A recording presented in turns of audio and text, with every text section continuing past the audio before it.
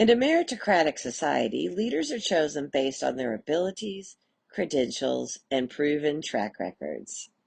In the grand scheme of social ideas, meritocracy reigns as one of the most impactful principles, fostering a society where individuals rise to prominence and power based on their abilities and achievements, rather than birthright or privilege. The principle of meritocracy underscores the very foundation of a fair society where hard work, talent, and innovation are rewarded. It is pivotal in maintaining a free and prosperous society, and here's why. Firstly, meritocracy promotes equality of opportunity. In a true meritocracy, everyone has a chance to succeed based on their own merit, regardless of background. This allows for a leveling of the playing field, granting each person the right to rise according to their abilities and efforts. A society that champions meritocracy encourages individuals to strive for their best, fostering a culture of hard work, resilience, and ambition. Secondly, meritocracy fuels innovation and economic growth. When individuals are rewarded based on their talent and efforts, they are incentivized to innovate, create, and perform at their best. This, in turn, stimulates economic growth and prosperity. History is rife with examples of societies that flourished when merit was rewarded. From the rapid technological advances of the Silicon Valley tech giants to the economic miracles witnessed in post-war Japan and Germany. Thirdly, meritocracy ensures the most competent individuals lead. In a society where leadership roles are based on merit, the most qualified, skilled, and effective leaders rise to the top. This promotes better decision-making, efficiency, and performance in both public and private sectors, leading to overall societal improvement. While the term meritocracy was not in use during the time of the Founding Fathers, their actions and beliefs make it clear that they champion the principles that underpin this concept. Through their personal examples and the institutions they established, they laid the groundwork for a society that values individual ability and achievement. It is this foundation that has allowed the United States to continually strive towards the idea of a meritocracy where everyone has an equal opportunity to succeed based on their own merits and abilities. It is clear, however, that concept of meritocracy was implicit in their writings and actions. Meritocracy resonates deeply within the democratic ideals that the Founding Fathers held. Their approach to this concept, while not explicitly labeled as meritocracy, can be discerned through a careful examination of their actions, writings, and the institutions they established. The Founding Fathers, including individuals such as George Washington, Thomas Jefferson, and Benjamin Franklin, all demonstrate a belief in the power of individual merit. This belief was deeply rooted in the Enlightenment, a period of intellectual and philosophical development that greatly influenced their thinking. George Washington, for example, rose to prominence not because of inherited wealth or title, but due to his leadership abilities and military acumen during the Revolutionary War. He was a model of the self-made man, a figure that would become emblematic of the American dream, and his leadership was a testament to the power of merit.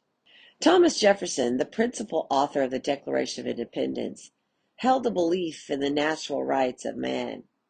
He stated that, quote, all men are created equal, end quote, indicating that everyone should have the same opportunities for success. This belief aligns with the principles of a meritocracy, which values individuals based on their achievements rather than their social status or wealth. Benjamin Franklin was perhaps the most explicit proponent of meritocratic ideals. He was a vocal advocate for education, believing it to be the key to social mobility and individual improvement. Franklin's establishment of public institutions like libraries and universities was a practical embodiment of his belief in the power of self-improvement and personal merit. The Founding Fathers not only championed the concept of meritocracy in their personal lives, but also institutionalized it in the formation of the American political system. The U.S. Constitution, which they crafted, has several meritocratic elements. For instance, there are no hereditary offices in the U.S. government, meaning that one cannot inherit a position of power. This provision was a clear departure from the monarchical systems of Europe, where power was often passed down through generations. Instead, public offices in the U.S. are filled through elections with the aim of choosing the most qualified individuals, a clear nod to meritocratic principles. The system of checks and balances, another cornerstone of the U.S. Constitution, is also implicitly meritocratic. It requires that individuals in power continually demonstrate their abilities and merits in order to maintain their positions.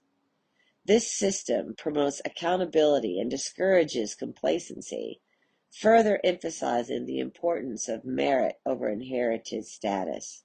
In a society where positions and rewards are distributed according to merit, the concept of meritocracy reigns supreme. It's a system that believes in the power of hard work, talent, and ambition, asserting that each individual, regardless of their background, has the potential to climb the societal ladder based on their capabilities. But what happens when we abandon this principle? How does it affect our political and economic landscapes? Politically, abandoning meritocracy may lead to a shift in power dynamics affecting the governance of a nation. In a meritocratic society, leaders are chosen based on their abilities, credentials, and proven track records. They have demonstrated their competence and capacity to lead, fostering a sense of public trust. If we abandon this principle, we risk ending up with leaders who might not possess the necessary skills or experience. There's a potential for nepotism and cronyism to take root, as appointments might be influenced by personal relationships rather than professional competence. This could erode public trust and potentially destabilize political systems. Economically, meritocracy is a key driver of innovation and productivity.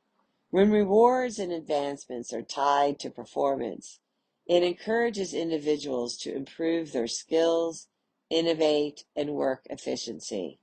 Removing this incentive might lead to a decline in overall productivity. Furthermore, it could also result in an inefficient allocation of resources. If jobs and promotions are not given based on merit, then the most competent individuals may not end up in positions where their skills are best utilized. This inefficiency can slow economic growth and development. Abandoning meritocracy also brings up concerns about fairness and social mobility. Meritocracy, at least in theory, offers an equal playing field, allowing individuals from any background to succeed if they have the ability and put in the effort. Without it, those from privileged backgrounds may have an unfair advantage, leading to increased social inequality and a decrease in social mobility. Like so many other aspects of American society, the embedding of the principles of meritocracy within our political and economic systems have yielded enormous benefits. Abandoning these principles would be foolish and have terrible consequences in the near and long term. This essay was written by Andrew Langer. Andrew Langer is president of the Institute for Liberty. I thank you for joining us today. My name is Janine Turner, and I am the founder of Constituting America. I and Kathy Gillespie, Constituting America CEO, thank you for joining us for this study on the first principles of the American founding. This is our 13th annual study. This study is entitled 90 plus 90 equals 180. History holds the key to the future. Be sure to check out last year's study on American exceptionalism and spread the word via social media, email, text, phone call, or just in person about these wonderful studies. that help us become better American civil servants. Have a great day, and we'll meet you right back here tomorrow.